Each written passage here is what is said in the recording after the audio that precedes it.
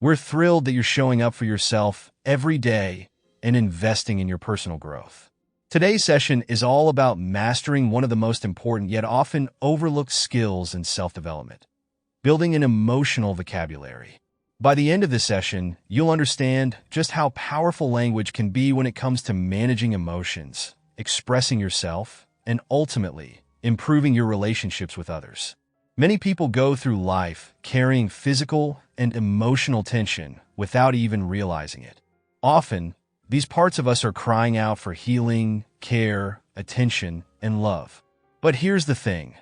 Without the right words, it's almost impossible to identify, express, and ultimately release these emotions. This brings us to today's focus: understanding and expanding your emotional vocabulary. When we talk about emotions, we rarely think about the words we use to describe them. But we should. The renowned philosopher Ludwig Wittgenstein once said, "The limits of my language mean the limits of my world." It's a profound truth because, without language, what do we have but a mess of misunderstood sensations and unexplored reactions? When we lack the right words to express our emotions, it's like trying to navigate through a fog.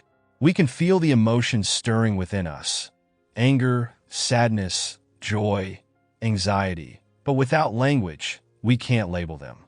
This makes it incredibly difficult to communicate our needs and feelings to those around us, leading to misunderstandings and emotional distance.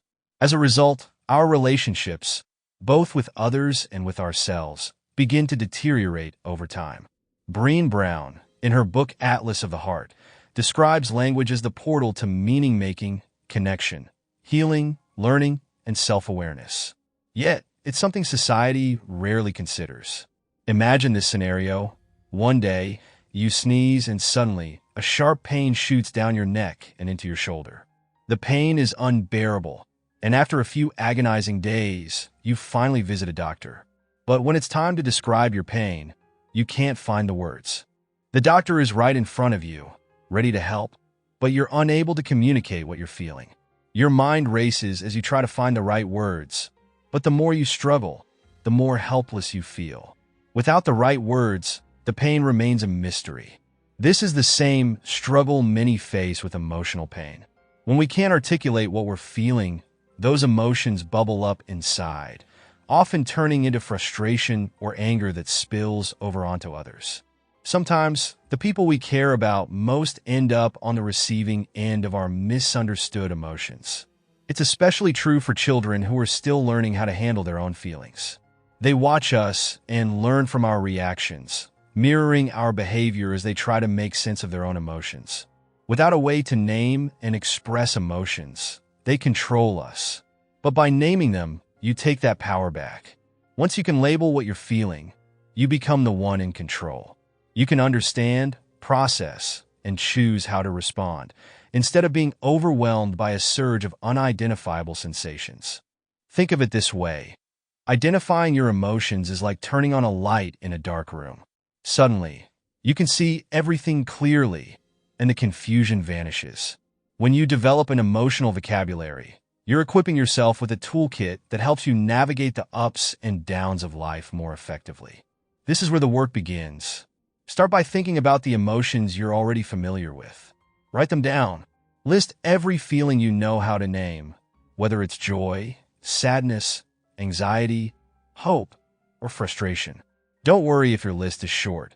Most people can only identify between 3 to 5 emotions out of the dozens we experience every day. But that's about to change. As you go through your day, pay attention to your emotional reactions to people, situations, and even small moments. When you feel a shift inside, whether it's a flicker of excitement, a pang of jealousy, or a wave of calm, try to identify it. Give it a name. If you're up for an extra challenge, write it down. Track the various emotions you experience throughout the day. This small exercise will lead to a major boost in your self-awareness. Here's why building this vocabulary is so important. When you can label your emotions, you understand yourself better. When you understand yourself, you can communicate more clearly, set healthier boundaries, and deepen your relationships. You're no longer a slave to emotions that seem to come out of nowhere. Instead, You become the master of your internal world, guiding your thoughts and reactions with intention and clarity. This doesn't mean it will always be easy. Even with the right words, emotions are complex and can sometimes be hard to work through. But there's a subtle yet massive difference between struggling without the words and struggling with them. Language gives you a framework, a way to organize your thoughts, and make sense of what's happening internally. Let's put this into practice. Take a minute right now to jot down the emotions you know. What words do you use to describe your feelings? Joy, frustration, confusion, hope? Write them all down, even if it's just a handful. Each word is a stepping stone toward a richer understanding of yourself. If your list is shorter than you expected, that's okay. This is just the beginning. As you go through your day, keep this exercise in mind. Notice when your mood shifts and try to pinpoint exactly what you're feeling.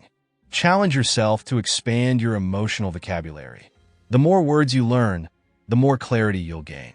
You've taken an important step today by focusing on your emotions and the words that describe them.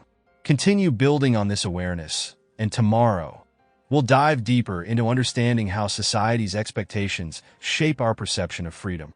It's going to be an enlightening session, and we can't wait to explore it with you.